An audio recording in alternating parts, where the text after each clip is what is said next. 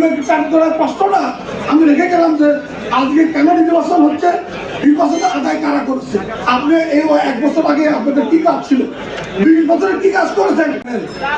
যে নির্বাচন আদায় করতে অনেক বছর লেগেছে, দীর্ঘ সময় বাংলাদেশে নির্বাচন বিদায় নিয়েছে। তখন নোয়াখালী সমিতির নির্বাচনও ছিল না, শুরুই হয় না বিদায় করতে হবে। এই সমিতিতে 2টা প্যানেল যেটা আসছে কেন হলো, একটা পক্ষ দীর্ঘ সময় এটাকে দখল করে রেখেছিল। সম্পর্কে আজকে যিনি আমাদের প্রতিদ্বন্দ্বী, ওনার নাম হলো বেলাল, মিস্টার আমির খান বেলাল। উনি গত 20 বছর যাবৎ এই সমিতিতে সহসভাপতি ছিলেন এবং গত প্রায় 1 বছর 2 মাস সভাপতি দায়িত্ব আছেন।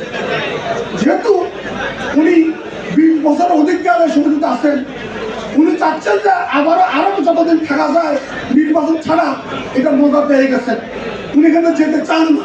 কিন্তু আমাদের আজকে যারা এই সমিতি নির্বাচন পরিচালনায় আছেন, তাদের দীর্ঘ আন্দোলনের মাধ্যমে, সংগ্রামের মাধ্যমে যে নির্বাচন আদায় করা হয়েছে, সেই নির্বাচনে আমরা প্যানেল দেওয়ার কারণে ফখরুল সালাউদ্দিন প্যানেল না দিলে আজও নির্বাচনের দরকার ছিল না।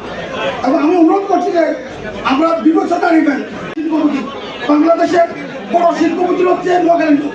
সেই শিল্পপতি থেকে যদি আমরা আবেদন করতে পারি, সংগঠিত করতে পারি, অ্যাপ্রোচ করতে পারি, তাহলে আমাদের নোয়াখালী তোমরা বেকার থাকার কোনো সুযোগ নেই। এই বিষয়ে এই নোয়াখালী সমিতি যোগ্যতম ভূমিকা পালন করবে কর্মক্ষেত্র তৈরি করার ক্ষেত্রে।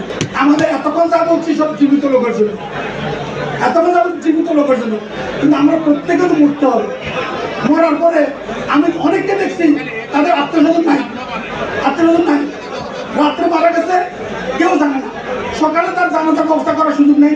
জানাজা করতে আসছে ওয়ার্ডের সামনে 4-5 জন লোক, তার আত্মীয়স্বজন কেউ নাই, রাত্রের বেলা মারা গেছে কেউ খবরও পায়নি এবং 4-5 জন লোক তারা বিদায় করতেছে। সারা এতদিন পর্যন্ত এই নোয়াখালী সমিতিতে শ্রম দিছে, মেধা দিছে এবং এই সমিতিকে সংগঠিত করছে, তাদের জীবনের সেই যাত্রাটা সম্মানিত করে এখানে সুন্দর করে জানাজা করার ব্যবস্থাটা করা উচিত। এবং একটা লোক মরে যাওয়ার পরে সবচেয়ে তার পাওয়া হচ্ছে তার জানাজাটা। যদি হাজার লোক যদি এখানে আসে ঢাকা শহরে, শুধু খবর দিতে পারলে হাজার লোকের এসে তার বিদায় সম্পর্কটা খুব সুন্দরভাবে দিবে। এই আয়োজনটা নোয়াখালী সমিতি করবে। আপনাদের বিবেক চাপ করার প্রশ্নটা আমি রেখে গেলাম যে আজকে কেন নির্বাচন হচ্ছে, নির্বাচনটা আদায় কারা করছে। আর আমরা প্রার্থী না হলে আপনারা যারা সম্মানিত সদস্য, আপনারা কোনো পেতেন না, আপনারা কোনো মেসেজ পেতেন না, আপনাদেরকে বিরক্ত করতো না। এইভাবে চলতো একসময় এই সমিতি এটা মৃতপ্রায় হয়ে যেত। আমাদের প্রতিপক্ষ তারা যখন ভোট চাইবে, তাদেরকে এই প্রশ্নটা করবেন যে আপনি এই 1 বছর আগে আপনাদের কি কাজ ছিল, 20 বছরের কি কাজ করেছেন, আগে জবাব দেন, তারপর ভোট চাইবেন।